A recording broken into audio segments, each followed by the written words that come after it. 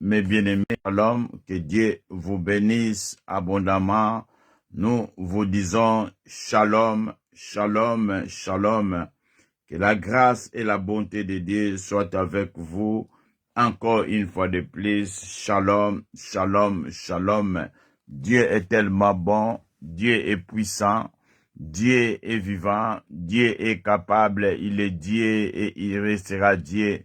Bien-aimé, toye ko bondela, toye ko lukelongi na nzambe, toye ko tatola mone na nzambe. Tikate mokonzi amona yo, kimia mokonzi ezala na yo, tolobi encore une fois de plus. Shalom, shalom, shalom, shalom, shalom. Dieu est tellement bon, Dieu est puissant, Dieu est vivant, Dieu est capable, il est Dieu et il restera Dieu. Bien aimé, nous sommes là pour chercher la face de Dieu. Nous sommes là pour adorer notre Dieu, celui qui nous a appelés, celui qui nous protège, celui qui nous a donné le souffle de vie. Laisse que ce Dieu-là puisse te visiter, laisse que ce Dieu-là puisse t'accorder sa grâce. Toye kokumisa nzambe, pwete nzambe aza malamu, pwete nzambe aza bolingo. Bien, mais tozo continuer na programme na biso ya jeûne et prière ya 21 jours. Tolobaki toko lâcheté, tolobaki toko continuer.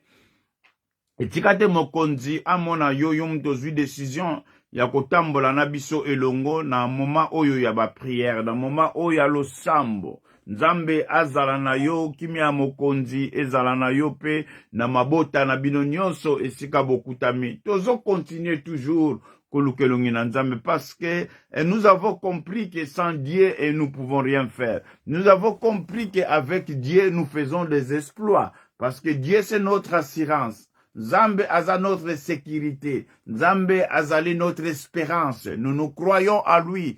Pourquoi nous croyons à lui? Parce que nous sommes le fruit de ses entrailles. Donc nous venons de sa parole. C'est pour cela que nous croyons à ce Dieu-là. D'ailleurs, l'homme qui croit en Dieu, c'est un homme heureux. Tikate nzambe azala na yo, atambola na yo, tango nyonso yo pusanaka pembeni ya nzambe, faveur ya nzambe esila kuakompanye yo, bolingo ya nzambe ezala na yo, esuka kaka na yo te, e continue na libota na yo, pe na descendance na yo, bo bakoya bakitano bakoya sima na yo, basila ko bénéficier grâce wana, oyo yo sili ko recevoir auprès du Seigneur. Nzambe aza malamu, Nzambe aza bolingo. Bien, mais toza na thème na biso oyo tozoko continuer kolobela, thème ya restauration de l'âme. Tozoko nye kolobela likambu ya restauration de l'âme. Vous savez, l'homme mutu oyo âme na ye eza en ordre. Cela veut dire l'âme mutu ekoko zala na prison, l'âme mutu ekoko zala na esclavagisme, l'âme mutu ekoko zala tout wana ba benyongo âme malade, âme o ezali malade ekoko progresser te, âme o ezali malade ekoki ko zala épanoui te, âme o ezali malade ezali âme moko ezoko subir ba beaucoup de choses désagréables. Alléluia. Ba choses ebele désagréables. Tolobaki âme ekoko zala affecté à cause à cause ya divorce. Ame ekoko zala affecté à cause ya rejet. Ame ekoko zala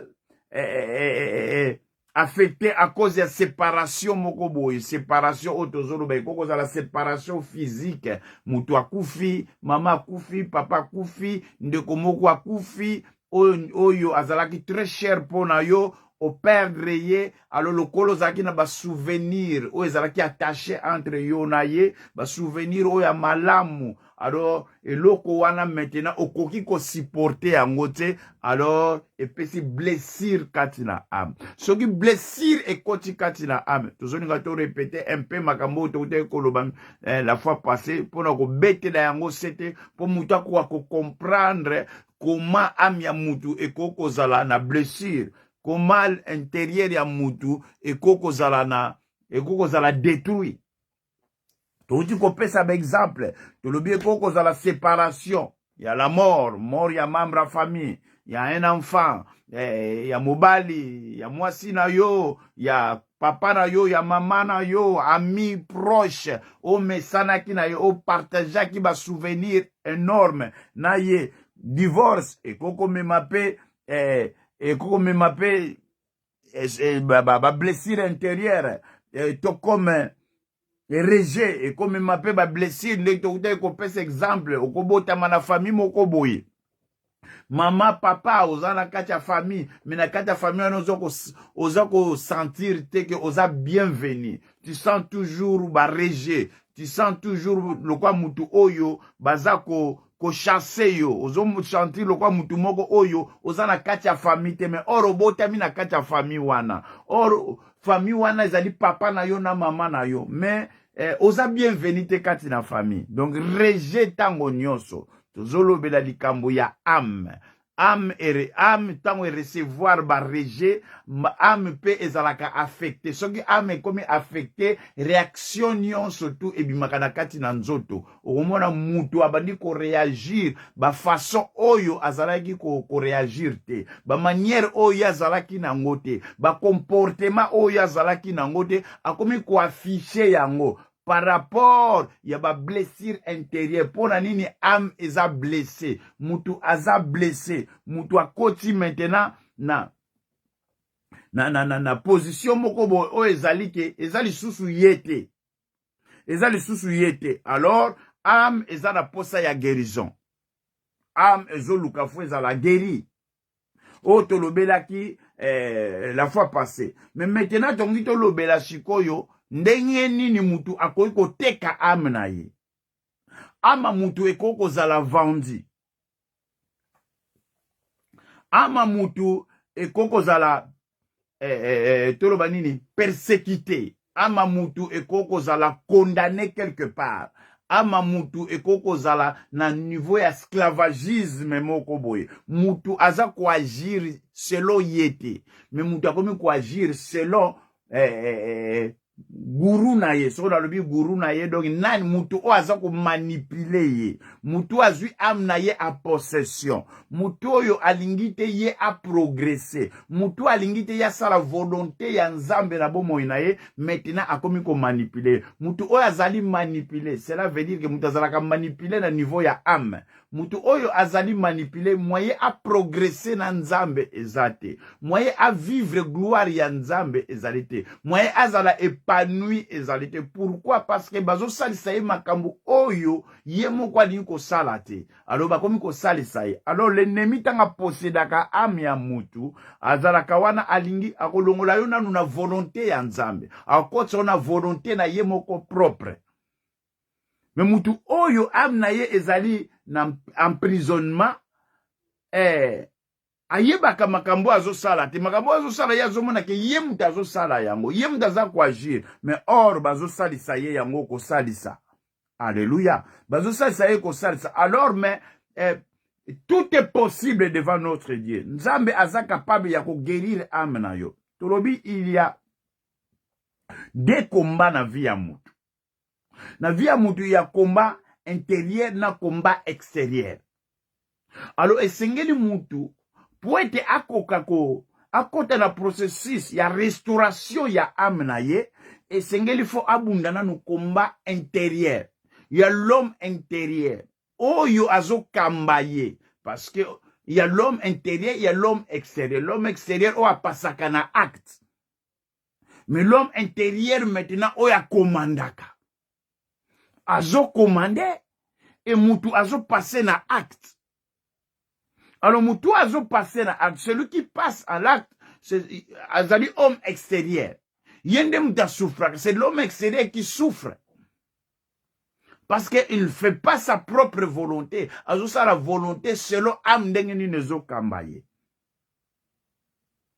Pour devenir puissant, il faut savoir gouverner ton intérieur. Parce que yebi ko gouverner intérieur na yo te. Donc cela veut dire kati na yo. So yebi ko gouverner yango te, moyen okoma homme puissant ezate. Pourquoi? So ki yo zo ko gouverner yango te parce que bazo ko gouverner yo. Mutu azo gouverner yo babenga ke manipulateur. Yem dazo manipuler yo. Alléluia. Âme ya mutu ekoko zalape guéri. Ama mutu ekoko zala guéri. Alors mutu so akoti na processus ya guérison ya âme na ye, mutu akomaka. Soki guérison ya âme ya mutu ekomi, mutu akomaka mature. Mutu akomi mature, cela veut dire que abandi ko rejeter. O nyoso âme ezalaki ko komande ye. Abandi ko rejeter. O nyonso ezalaki âme ezalaki ko commander, abandi ko rejeter yango parce que mutu akomi mature, par rapport ya guérison o ya recevoir na niveau ya âme na ye, par rapport ya restauration ya âme na ye. Mutu oyo azo vivre na lisumu, azo rendre même pas compte que âme na ye ezali malade. Parce que lisumu âme eza lokola cerveau, eza lokola cerveau kati na mutu âme. Parce que âme soki elongwe na nzoto ya mutu, mutu atikalaka lisusu être vivante. Mutu atikalaka lisusu être vivante. Yango tozobondela. Toye kobondela po ete Nzambe asala grâce. Moto nyonso oyo azalaki na problème songolo, oyo ezalaki ko déranger ye, po ete âme na ezalaki persécuté, alors Nzambe akoka kosala grâce. Bileme tozotanga liloba na Nzambe po ete koka komema biso encore na réflexion, po ete tozwa temps ya kobondela. Totangi Biblia na livre ya 2 Corinthiens 4:16. Notobanda na Colossiens 3:5.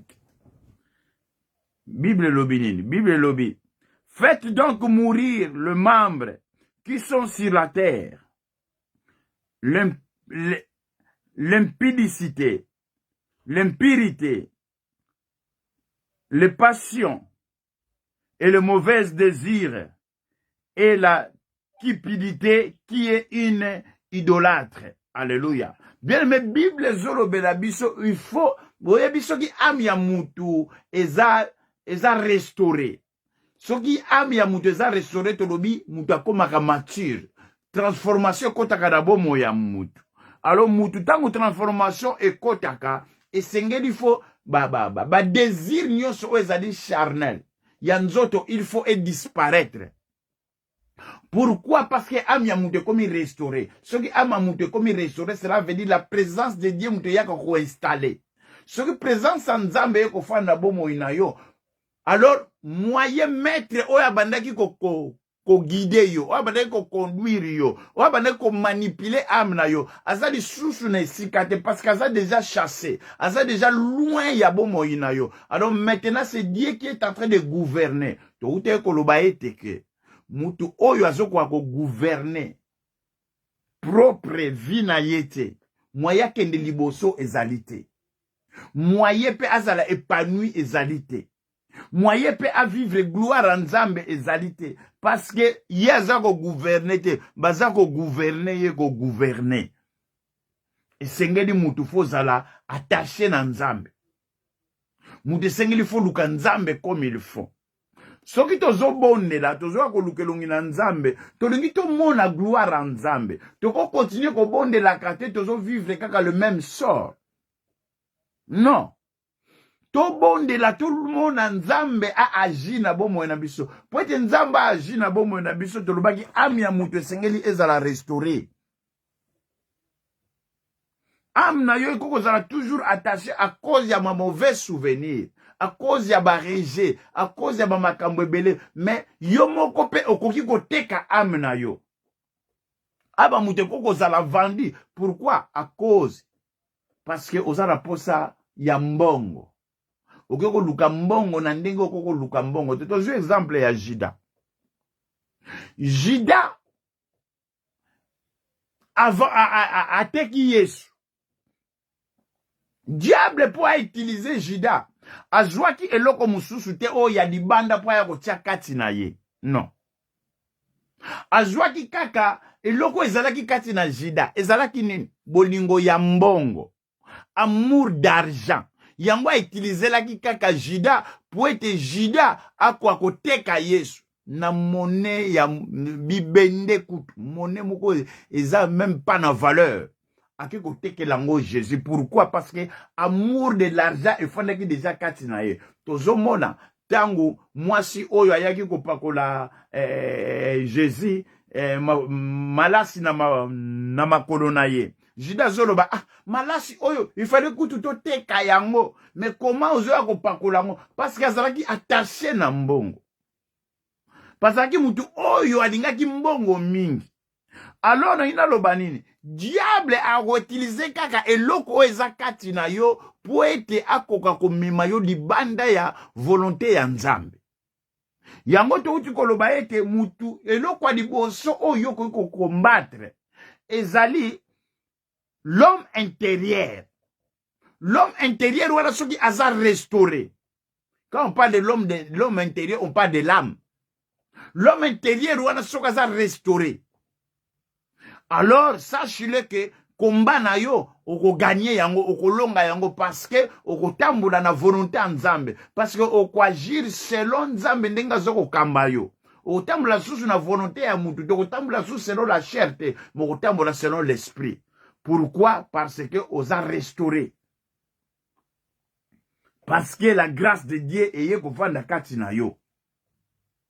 Tu ne peux pas continuer à vivre ce qui intérieur na yo eza malamu te oko mabonde li tozo sala kozala nango en vain.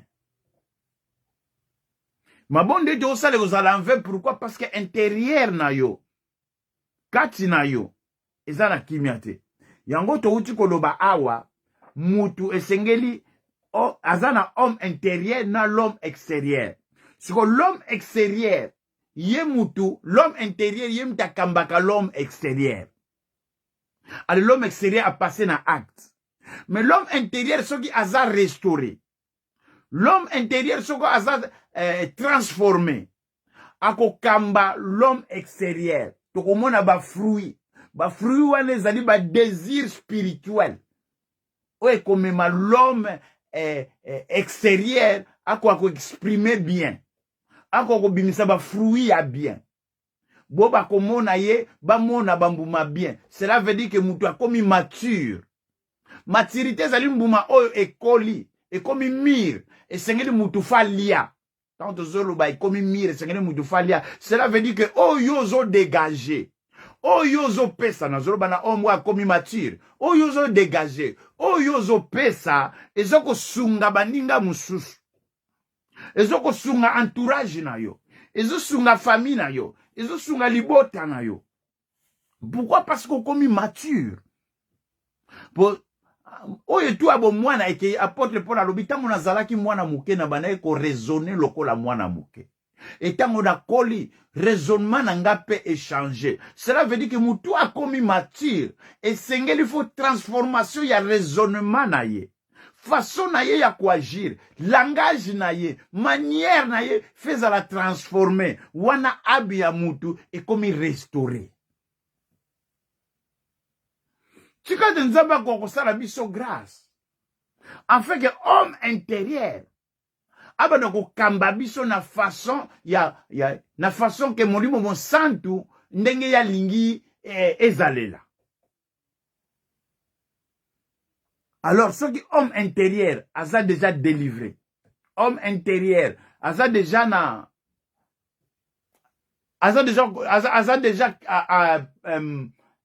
comment dirais-je, a déjà conduit par le Saint-Esprit. Alors, tout le monde a bambouma, il y a maturité. Et kachina mutu.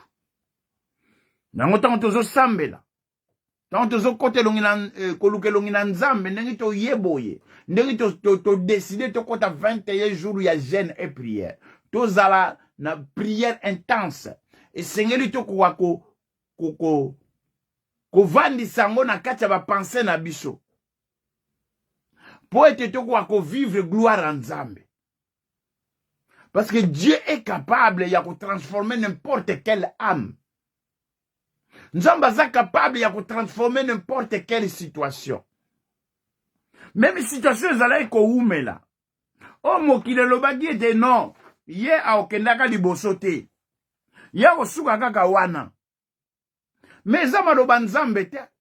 Bango balobi po ete o bango bazomona. Ndenge bango bazokanisa. Mais nzambe akanisi bongo te. Nzambe pa zomona bongo te. Nzambe azomona pa oyo biso tozosala. Nzambe azomona befort oyo biso tozosala po ete toko atteindre restauration. Oh, ya promettre biso na 21 jours ya jeûne et prière. Yango tango toyaka kobondela bien-aimé, esengeli mutu fozala concentré.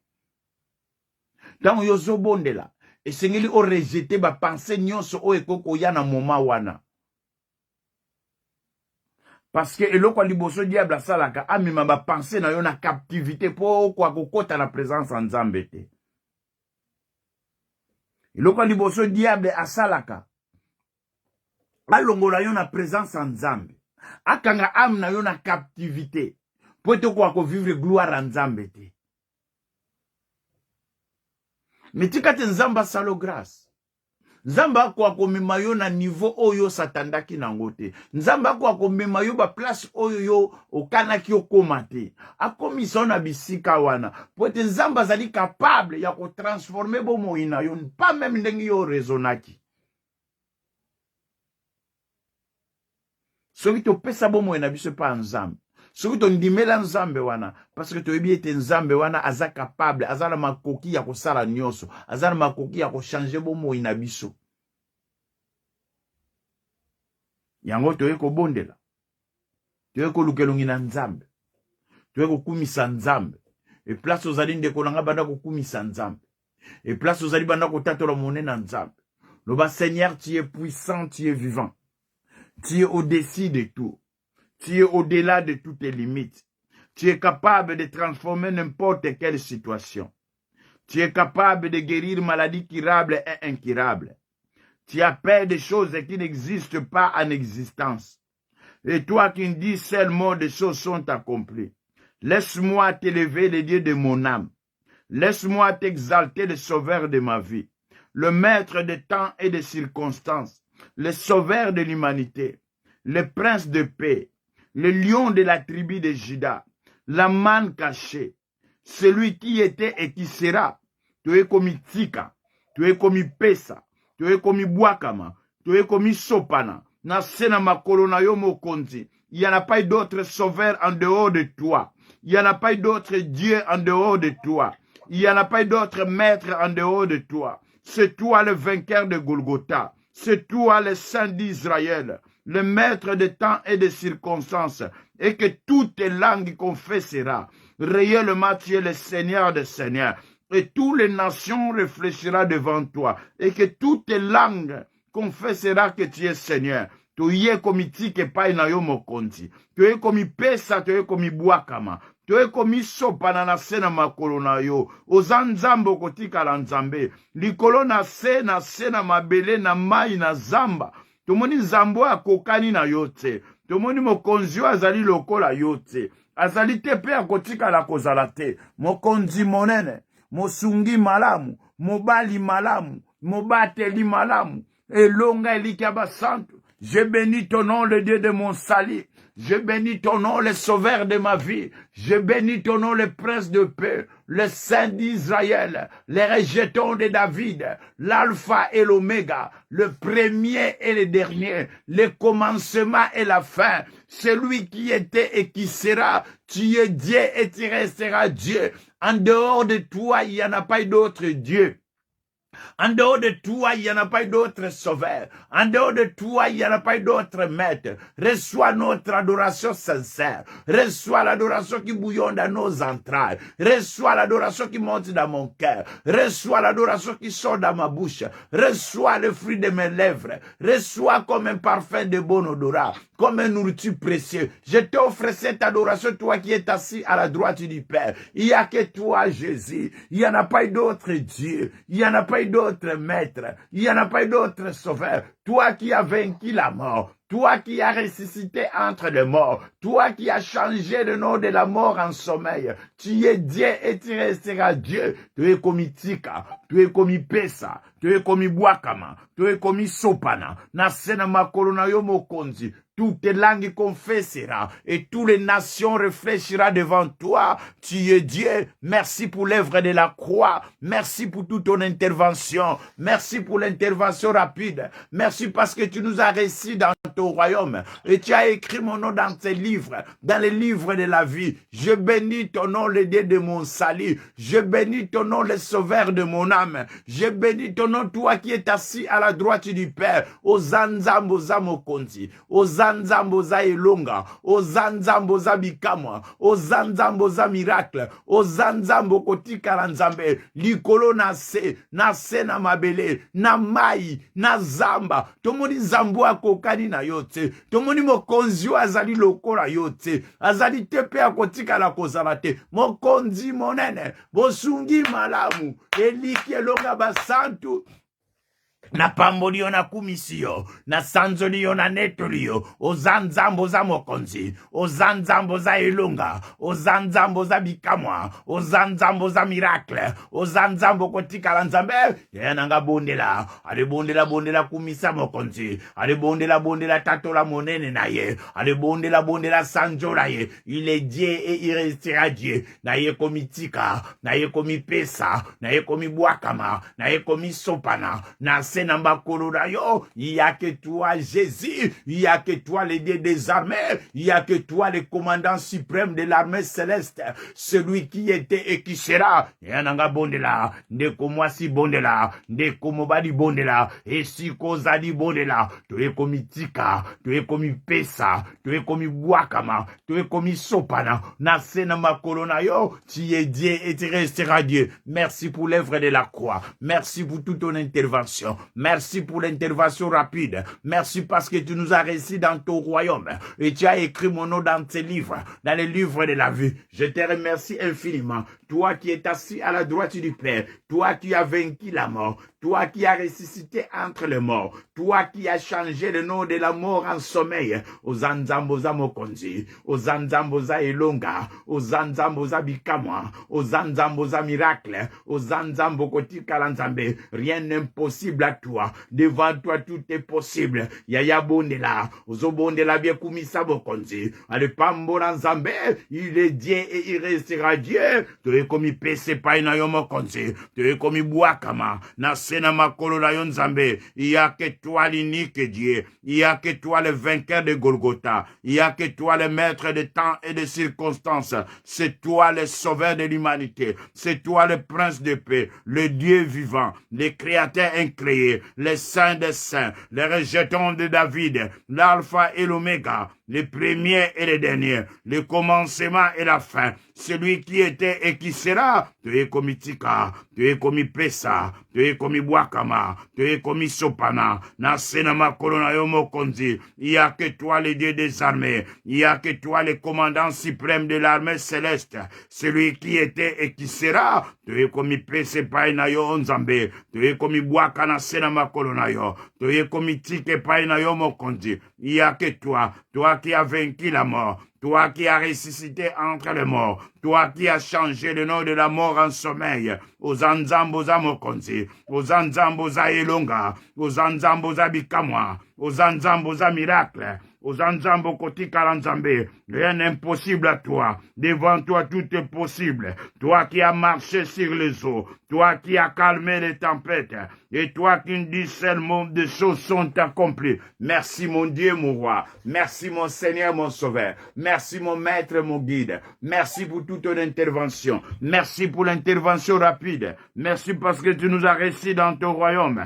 Et tu as écrit mon nom dans tes livres. Dans les livres de la vie, tu es comme Tika. Tu es comme Pesa, toye komi bwakama, toye komi sopana, na sena makolo na yo, il n'y a que toi, Jésus, il n'y en a pas d'autre Dieu, il n'y en a pas d'autre sauveur, il n'y en a pas d'autre maître, c'est toi le vainqueur de Golgotha, aux Anzambo Kotikala Nzambe, rien d'impossible à toi, devant toi tout est possible, capable de transformer n'importe quelle situation, capable de guérir maladies curables et incurables, c'est toi qui appelles des choses qui n'existent pas en existence, et toi qui dis seul mot de choses sont accomplies, tu es comme Tika, tu es comme Pesa, tu es comme Bwakama, tu es comme Sopana, Nasena Makolo na yo mokonzi, Ozanzambo Kotikala Nzambe, rien ne peut résister devant toi, nul n'est comparable à toi, tu es Dieu et tu resteras Dieu, merci pour l'œuvre de la croix, merci pour toute ton intervention, merci pour l'intervention rapide, merci parce que tu nous as réussi dans ton royaume, et tu as écrit mon nom dans tes livres, dans le livre de la vie, je bénis ton nom, toi qui es assis à la droite du Père. Je bénis ton nom, toi qui as marché sur les eaux, toi qui as calmé les tempêtes. Et toi qui ne dis seul mot de choses sont accomplies. Reçois notre adoration sincère. Reçois l'adoration qui bouillonne dans nos entrailles. Reçois l'adoration qui monte dans nos cœurs. Reçois l'adoration qui sort dans nos bouches. Reçois le fruit de mes lèvres. Reçois comme un parfum de bon odorat. Reçois comme un nourriture précieux. Je t'offre cette adoration, toi qui es assis à la droite du Père. Tu es Dieu et tu resteras Dieu. Merci pour l'œuvre de la croix. Merci pour toute ton intervention. Merci pour l'intervention rapide. Merci parce que tu nous as réussi dans ton royaume et tu as écrit mon nom dans tes livres, dans les livres de la vie. Nae komi Tika, nae komi Pesa, nae komi Bwakama, nae komi Sopana, na sena makolo na yo. Tu es Dieu, bien-aimé, prier, lève ta voix, continue à adorer ces grands dieux, continue à exalter le Seigneur des Seigneurs, continue à le louer. Il est Dieu et il restera Dieu. Sans lui, la vie n'a aucun sens. Et sans Dieu, nous pouvons rien faire. Et sans Dieu, nous sommes nuls. Seigneur, nous sommes unis pour t'élever. Nous sommes unis pour t'exalter. C'est toi le seul et l'unique Dieu. C'est toi le créateur incréé. C'est toi, oh mon Dieu, mon roi. En dehors de toi, il n'y en a pas d'autre Dieu. En dehors de toi, il n'y en a pas d'autre sauveur. En dehors de toi, il n'y en a pas d'autre maître. Reçois notre adoration sincère. Reçois l'adoration qui bouillonne dans mes entrailles. Reçois l'adoration qui monte dans mon cœur. Reçois l'adoration qui sort dans ma bouche. Reçois le fruit de mes lèvres. Reçois comme un parfum de bon odorat. Reçois, Jésus, mon adoration comme un nourriture précieux. Je t'offre, toi qui es assis à la droite du Père. O Zanzambe, o Kotikala Nzambe, likolo na sena mabele na mai na zamba. Tomoni mokonzi azali lokola yote. Tomoni zambu azali lokola yote. Azali tepe ya kotikala kozala te. Kumisama, sanjorama, netolama, pambolama, mokelina nyonso, le véritable Dieu, le Seigneur des Seigneurs, le maître de temps et de circonstances, celui qui était et qui sera, aux Nzambe, il n'y a que toi, Jésus. Nous sommes là pour t'élever, nous sommes là pour t'exalter, nous sommes là pour te louer. Reçois notre adoration, le Dieu de mon salut. Reçois notre adoration, toi qui es assis à la droite du Père. Reçois Jésus, aux Nzambe. Rien d'impossible à toi. C'est toi qui sondes le cœur et le rein. Tu connais la profondeur de notre cœur. Nous sommes là pour toi, Jésus. Reçois mon Dieu, mon roi. Et aux Nzambo za mokonzi, aux Nzambo za elonga, aux Nzambo za bikamwa, aux Nzambo za miracle, aux Nzambo kotikala Nzambe. Yaya to yebi ete yo mokondo zali likolo na nyonso, likolo na se na mabele, na mai na zamba. tomoni nzambo akokani na yo te, tomoni mokonzi yo azali lokola yo te, azali te mpe akotikala kozala te, tomitiki na se na makolo na yo, tomibwakami liboso na yo, tomipesi epai na yo, po ete yo oza nzambe, liboso na yo toza na sécurité, epai na yo toza na assurance, epai na yo toza na espérance, yango toye kokumisa yo, yango toye kopambola yo, yango toye konetola yo, oza nzambe, ndeko nanga bondela, ozobondela bien, kumisa mokonzi, pambola nzambe, netola nzambe, il est Dieu et il restera Dieu. Merci pour l'œuvre de la croix, merci pour le sacrifice de la Golgotha, merci pour toute ton intervention, merci pour l'intervention rapide, merci Jésus, parce que tu prends contrôle de chaque famille qui est présent au milieu de nous. Merci Jésus, Ozanzambe, Ozanzambe, Ozanzambe, to pambolio to kumisio, to netolio to sanzolio, Ozanzambe, likolo na se na babele na mai na zamba, mokonzi azali lokola yo azali te, pe akotika la kozala te, tuzana kondima nzambe, po ete yonde mtosala likolo na se, c'est toi qui as créé l'homme à ton image et à tes ressemblances. Nul n'a été créé l'homme, c'est toi l'unique Dieu. Laisse-moi t'élever. Quand je vois l'homme que tu as créé, je dis tu es merveilleux. C'est toi qui as créé le ciel et la terre. Tu as créé le ciel à son hauteur et la terre à sa profondeur. Tout a été créé par toi et rien n'a été créé sans toi. C'est toi le créateur incréé. Reçois l'adoration, reçois l'adoration, reçois l'adoration.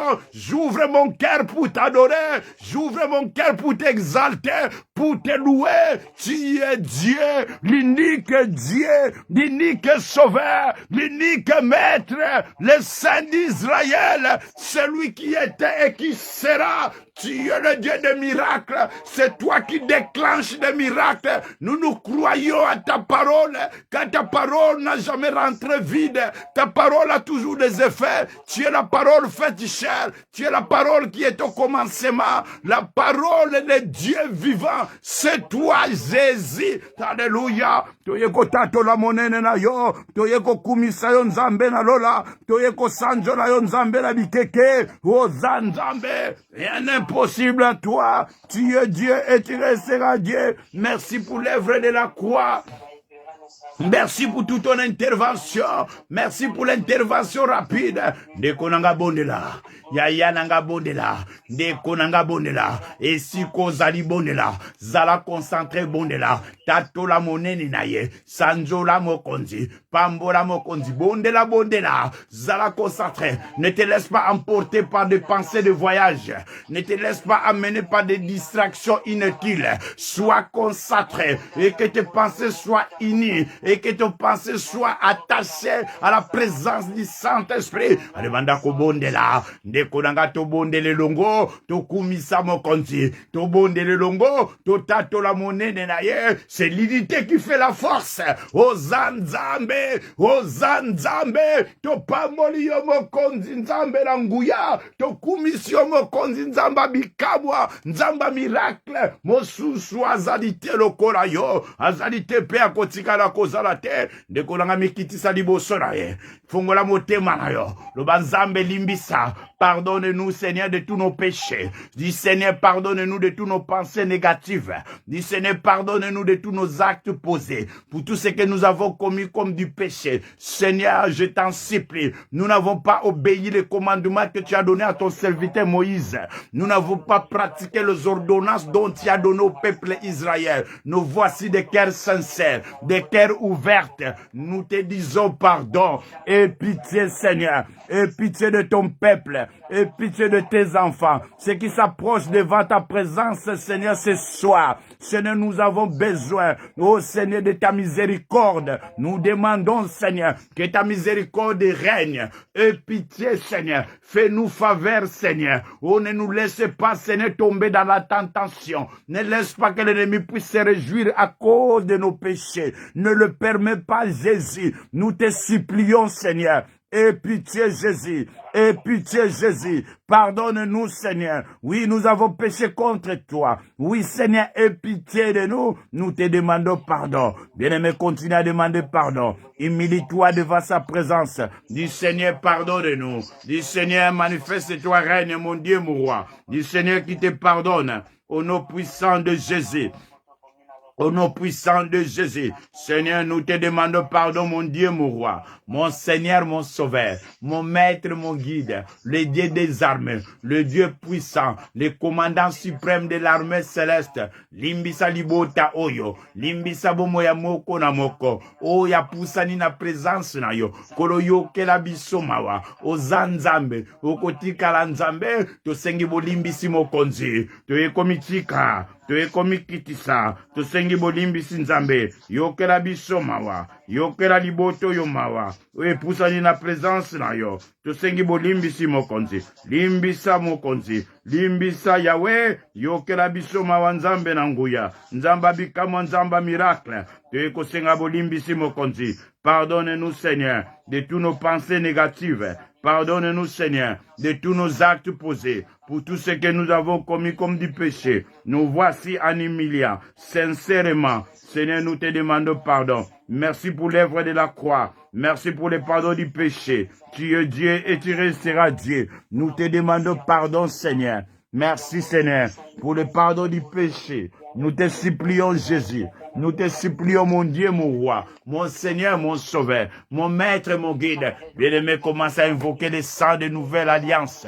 Commence à invoquer le sang de Jésus, le sang de pacte, le sang qui était renversé à Golgotha sur les croix de Calvaire. Invoque le sang de Jésus. Albanda ko bele la makila ne lunga, yaya bele la makila na talo, bele la makila na Yesu, ye ganga la faveur na yo, ye kangolo na mbindo masumu, le sang de Jésus, ya te ko bele la makila na yo kangola, makila no petola, makila no sokola, makila no ganga, na faveur libota, na faveur moko na moko. Wapusani na présence la yo, tokobele la makina na talo, tokobele la makina na Yesu, ye ganga encore davantage, ye kangola libota oyo, ye kangola bomo ya moko na moko, makila na yo, makila na talo, makila ne longa, le sang de victoire, le sang de Jésus, le sang de pacte, le sang qui était renversé à Golgotha sur les croix de Calvaire. Kobele la makila no nzambe ye ganga na tina bomo ya libota we pusani na présence na yo makila no ganga pona tina libota o ezoluka yo na tango oyo ya tobele li makila na yo e sokolanda kumoko na moko makila na yo ye ganga na favela libota oyo tuzobondela nzambe na nguya tuzobondela nzamba bikamwa tuzobondela nzamba miracle tuzobondela nzamba banzambe makila na yo Jésus, le sang de Jésus, le sang de victoire, le sang de nouvelle alliance, le sang de pacte, le sang qui était renversé à Golgotha sur les croix de Calvaire. Yato ekobondela, mokonzito kosenga, makila na yo ganga, makila no kangola, makila no petola, makila no sokola, libota oyo, ezui décision akupusa na pembeni na yo, nzambe mosusu azalite, mokonzi mosusu azalite, lokola yo, pe akotika la kozalate, tu es Dieu et tu resteras Dieu. Sans toi, Jésus, la vie n'a aucun sens. Et sans toi, Jésus, nous sommes nul. Tu es comme Tika, tu es comme Pesa, tu es comme Buakama, tu es comme Sopana. Nasena makolo na yo mokonzi. Tu es Dieu et tu resteras Dieu. Tu beleli makila ne longa. Tu kobelela makila na talo. E kangola libota oyo. E kangola bomo inanga. E kangola moko na moko. Au nom puissant de Jésus, au nom puissant de Jésus, aux Anzambe, makina na ye ganga na favela libota oyo, ye ganga na bomo ya moko na moko, ezala tapi rula pato kotambola, na bandaku na biso, tobeleli makila no mokonzi, esokole kangola, makila na talo, makila na Yesu, le sang sans tache, le sang de victoire, le sang de nouvelle alliance, le sang qui était renversé à Golgotha, Yaya Bondela, priez. Tu pries bien, Continue à prier. Continue à prier. Allez, bondela. Au nom de Jésus. Au nom de Jésus. Tozobele la makila no mokonzi. Yekango la libota oyo. Le sang de Jésus. Au nom puissant de Jésus. Au nom puissant de Jésus. Règne mon Seigneur, mon Sauveur. Règne mon Maître, mon Guide. Règne le véritable Dieu. Règne les créatures créées. Règne les saints des saints. Règne 3 fois saint. Règne toi qui étais et qui sera. Alibanda kobelela le Saint-Esprit. Alibanda kobelela molimo na Nzambe. Alibanda kobelela molimo na Tata. Molimo mo santo. Le Saint-Esprit, Esprit de Dieu, Esprit de révélation, Esprit de consolation, Esprit supérieur, le véritable Esprit, le même Esprit qui était dans la vie de David devant Goliath, et le même Esprit qui était dans la vie de Daniel le faux lion. Toi qui révèles des choses cachées, toi qui révèles des choses anciennes, toi qui révèles des choses occultes, révèle-nous ta puissance, révèle-nous ta force, révèle-nous ton onction. Saint-Esprit souffle, un soupir exprimable, souffle Saint-Esprit, un vent impétueux. Saint-Esprit règne, règne Saint-Esprit. Bien-aimé, priez, invoque le Saint-Esprit. Commence à activer le Saint-Esprit qui habite en toi. Le Saint-Esprit, ami de tout le temps. Saint-Esprit, ami fidèle. Toi qui es mon associé, mon appui, ma référence, règne Saint-Esprit. Manifeste-toi, Saint-Esprit. Inonde ma vie, inonde mon âme, inonde mon cœur. Règne mon Seigneur, mon Sauveur. Règne Saint-Esprit. Priez, priez. Demandez la présence du Saint-Esprit. Règne mon Seigneur, mon Sauveur. Règne Saint-Esprit. Manifeste-toi, Saint-Esprit. Remplis-nous de ta puissance. Remplis-nous de ton onction. Remplis-nous de ton Esprit Saint. Saint-Esprit règne. Règne mon Seigneur, mon Sauveur. Seigneur, je vais être rempli de ta puissance. Je vais être rempli de ton onction. Rempli de ta force. Saint-Esprit domine. Prends contrôle, Saint-Esprit. Toi qui réveilles des choses cachées. Toi qui réveilles des choses anciennes. Toi qui révèles des choses occultes, révèle-nous ta puissance, révèle-nous ta force. Saint-Esprit, commence à remplir de tes pieds. Je vais être rempli par l'onction du Saint-Esprit. Je vais être immergé par l'onction du Saint-Esprit. Saint-Esprit domine. Saint-Esprit souffle. Saint-Esprit prend contrôle. Tuzo bonde la mokonzi. Tuzo bonde la nzamba lola. Tuzo bonde la nzamba bikamwa. Tuzo bonde la nzamba miracle. Tobelelio molimo na tata. Tobelelio molimo na nzambe. Tobelelio molimo na nguya. Saint-Esprit domine. Domine dans nos pensées. Domine dans nos cœurs. Domine dans votre esprit. Saint-Esprit agit puissamment. Mon Dieu souffle. Souffle à travers de ton Esprit Saint. Souffle un soupir exprimable. Souffle Saint-Esprit. Un vent impétueux. Oui, remplis-moi de ta puissance. Remplis-moi de l'onction. Baptise-moi du Saint-Esprit et du feu. Aux anzambo za mokonzi. Aux anzambo za elonga. Aux anzambo za bikamwa. Aux anzambo za miracle. Aux anzambo kotika la nzambe. Yaya nanga bondela. Ndeko nanga bondela. Belela molimo na nzambe. Ekamba yo. Ekangola yo. Esokola yo. Belela molimo na tata. Tozo belela molimo na nzambe. Tozo belela molimo na nkolo. Toye kobelela. Saint-Esprit domine. Saint-Esprit prend contrôle. Saint-Esprit agit. Agis puissamment, toi qui révèles des choses cachées. Agis puissamment, toi qui révèles des choses anciennes, des choses occultes. Révèle-nous ta puissance. Manifeste-toi, Saint-Esprit. Domine au milieu de nous, Saint-Esprit. Allez bien, mes badako, renverser maintenant l'homme fort qui se lève dans ta vie. Commence à renverser l'homme fort. Commence à renverser celui qui se lève dans ta vie. Ou à l'oublier ta kotikate. Yanga telemeli homme fort wana. Na telemeli homme fort wana. Ou à telemeli di bota oyo. Ou à telemeli bobo ya moko na moko. Homme fort ya famille ya papa. A kwe ya lelo. Homme fort wana kwe ya lelo. Almanda ko kwe sa homme fort wana. Ou à telemela yo. Ou à l'oublier to ko telemate. Ou à l'oublier ta ko vandisa yo. Ale telemela ye. renverser akue yanase yangana iko kwesa omfornyoso wateleme la vinanga na yeko kwesa ye na yeko renverse homme fort nyonso oyo aloba ete ya kokende liboso te oyo aloba ete ya kotelemisa mutu te na yeko kwesa ye maintenant na bokasi oyo opesanga na nguya oyo opesanga homme fort wana kweya ndeko nanga kwesa homme fort wana watelemba na bomoi na yo homme fort wana wazobloke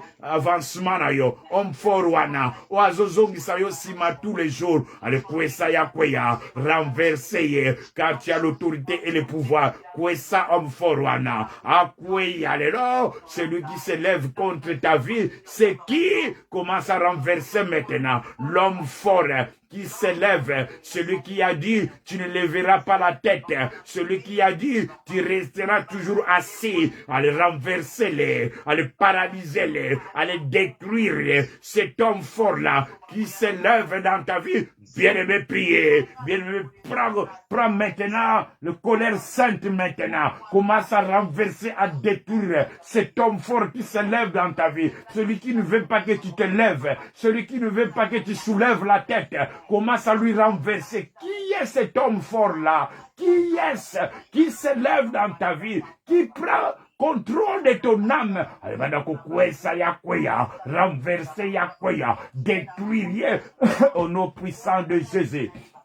Au nom puissant de Jésus, au nom puissant de Jésus, je me lève contre tout homme fort, ce qui lève dans ma vie, ce qui s'élève, et Akweya lelo, au nom puissant de Jésus, au nom puissant de Jésus, au nom puissant de Jésus, je renverse le Goliath de ma vie, Akweya lelo, ce Goliath là, Akweya, oiseau me ma révolte, oiseau me ma humiliation, Akweya lelo, wauti na famille ya mama, wauti na famille ya papa, wauti na bande kwa makila, na ba connaissance, ya lelo nazo kwesa ye, lelo nga nazo kwesa ye, wauti na bande kwa makila, wazoteleme la vinanga, wazoteleme, kwesa ya kweya, ndeko nanga bonela, akweya lelo, azala détruit lelo, ale kwesa ye, ale renverse ye, ale paralyse ye, ale détruire ye, bengana ya zo bisaka tambula, albanda ko bengana ye pesa ye mitindo bengana ye azwa bisaka kende albanda ko bengana banda ko chasse ye azwa bisaka kende altindela ye moto boakela ye bombe de feu akweya na se au nom puissant de Jésus yanga la telemeli akweya lelo au nom de Jésus, au nom de Jésus, au nom de Jésus.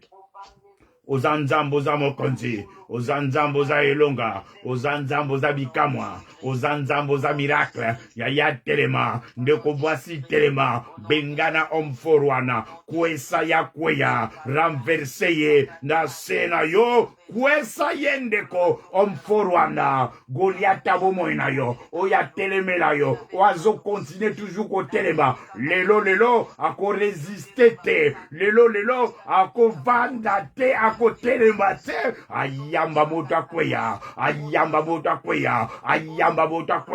na ako menacer, na eko renverser, na eko détruire, na eko paralyser, akweya na se, na papi yendeko papa, yanga la telemisimo panga, na yeko papa, homme fort nyonso, manipulateur nyonso, oiseau s'élever, na l'an 2026, ayamba bopanga kweya, albanda ko sasa ye, banda ko papa ye, kwesa ye na se, ale papa ya kweya, au nom de Jésus, au nom de Jésus, au nom puissant de Jésus, yangare ko kwesa, homme fort nyonso, watelemela libota, walobate libota nange ko kende libosote, walobate ye favanda, yada kwesi ye na renverser ye, au nom de Jésus, ale banda ko bengana liwa, menacer la mort, chasser liwa bima kende, bengana liwa zwa bisaka tambola, lo bali liwa nani atindi yo loba liwa yo uti wapi okote li wapi menace ye yangala ko menace la mort yangala ko bengana liwa o akoti la vinanga o akoti la ndakulanga liwa nani apesi yo permission liwa nani apesi yo mitindo nani alobina yo kota na ndakulanga ko kota te na menace yo na pesi yo mitindo ale bimakende la mort prend tes bagages tu vas t'en aller au nom puissant de Jésus, au nom puissant de Jésus, liwayo nani, nani atindi yo, na telemeli yo, na bengani yo, nandaku nango kokotate, zonge siko utaki, je ne mourrai pas, je vivrai, j'annoncerai les œuvres de l'Éternel, liwayo nani, alizwa bisaka tambola, nani akotisi yo, nandaku nango kokotate, na menase yo, na pesi yo mitindo, liwabima, liwazwa bisaka, Aboma na bango na bango, baliana misudi na bango, kufe kote la bango moko, kufe envahir bango, baloba même langage te, bazala confonde, yagala koti confusion, loko la confusion kota kina tura babel, e kote la bango, baboma na bango, baliana misudi na bango, kufe atteindre bango moko, qui est-il pour résister, na eko bengana kufa, yagala eko menace kufa, o eko takina ndaku, nanya tindaki yango, kufe landa ye, retour à l'envoyeur, au nom de Jésus, au nom de Jésus, zongisa kufe sike utaki, zongisa na moto atindaki yango, nandaku na yo kufe kozalate, nandaku na yo, bengana mort spirituel, bengana mort financière, bengana mort matériel, bengana mort physique, o te tangamina kombwa liwa, o e poseda albomo na yo, o e vanda na vina yo, bengana ya bimakende, azwa bisaka tambola, na bengani yo na menase yo, kufana ndaku na ngoko kota te, kufoko vanda te, alizwa bisaka, kende siko utaki, au nom de Jésus, au nom de Jésus, yangara zongisi kufa, yangara menase kufa, au nom de Jésus, au nom de Jésus, règne mon Seigneur, mon Sauveur, règne mon Maître, mon Guide, règne le véritable Dieu, règne les créateurs créés, règne les saints de saints, ne comme si bondela, yaya bondela, chasse kufe bimekende, nandaku na yo kokotate, eko touche bana na yote, bengada mort financière, le bana kokaukate, na ko vivre déserte, yayangada ko vivre déserte, na kokaukate, na récupérer finance nanga, na récupérer finance nanga, récupérer finance na yo, ande ko bana ko pesa bomoy, na oye kufaki, nani aboma yango, baboma nini na vina yo, ale pesa yango bomoy, bele langu ya lisekwa, zala concentré, l'attaquant santu, bengana yabima, ale bele langu ya lisekwa, banda ko pesa bomoy, oye kufaki na vina yo, nadia boma yango, baboma yango, bantera yango wapi, ale pesa yango bomoy, na eko pesa bomoy, na vie de prière nanga, na eko pesa bomoy, na vie de méditation nanga, na eko pesa bomoy, nyonso ekufaki, ezwa bomoy, finance, ezwa bomoy, mbongo nanga ezwa bomoy, et pas bantera ki nyonso yanga, lelo na eko pesa bomoy, au nom de Jésus, au nom de Jésus, au nom de Jésus, règne mon Seigneur, mon Sauveur, règne le véritable Dieu, règne les créateurs créés, règne les saints de saints, règne 3 fois saint, règne toi qui étais, toi qui seras, Ozanzambo kotika la nzambe, pambolama kumisama, sanjolama netolama, au nom puissant de Jésus, au nom puissant de Jésus, règne mon Seigneur, mon Sauveur, règne mon Maître, mon Guide, Ozanzambo kotika la nzambe, yaya bondela, belela, onyo se kufaki zwa bomoi, banda ko pesa bomoi, na oye kufaki, nini oyo zalaki nango zalaka nango lisusu te, nani aboma yango, antera yango wapi, soki na se ya mai wane kauka, e kauka lelo, na zamba wana ezwa moto ezika, na bangomba wane kweya la se, au nom puissant de Jésus, ba cimetière wane panzana, ba tombo wane panzana, cercueil wane panzana, onyoso bantera, ya yo, ezwa bomoi, ya banana yo, ezwa bomoi, ya libota na yo, ezwa bomoi, al pesa bomoi lelo, pesa bomoi na oye kufaki, au nom puissant de Jésus, au nom puissant de Jésus, au nom puissant de Jésus, ozanzambo za mokonzi, ozanzambo za ilonga, ozanzambo za bikamwa, Au nom puissant de Jésus. Pendant qu'on remercie le Seigneur. Dis Seigneur, merci pour ta grâce. Dis Seigneur, merci pour ta bonté. Merci pour ta fidélité. Merci pour ton immense amour. Merci pour toute ton intervention. Merci pour l'intervention rapide. Merci parce que tu nous as réussi dans ton royaume. Et tu as écrit mon nom dans tes livres, dans le livre de la vie. Je te remercie infiniment pour ce temps précieux que tu nous as accordé de s'approcher encore devant ton trône de grâce. Nous te disons merci. Sois béni, sois loué. Au nom de Jésus. Nabondeli nkolo na pamboli yo poto za malamu. Na kumission nzambe poto za boningo. Nkolo telobi merci. Na maso yisuri ko sala na dibota moko na moko epuse ni pembeni na yo nzambe. Tigate Seigneur ba clou du ciel efungwama. Afin que la pluie de l'arrière-saison quitte la libota moko na moko. Onyo se zalaki bosenga. Pe posa libota oyo Seigneur. Et sila kokoma visible et palpable. Kolo yo zali capable.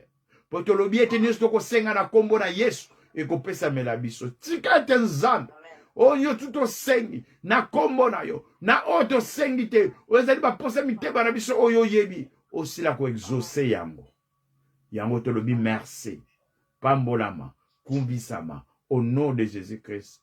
Amen. Que Dieu vous bénisse. Tozongi na 0 heure. Tika ete nzambe apambola bino.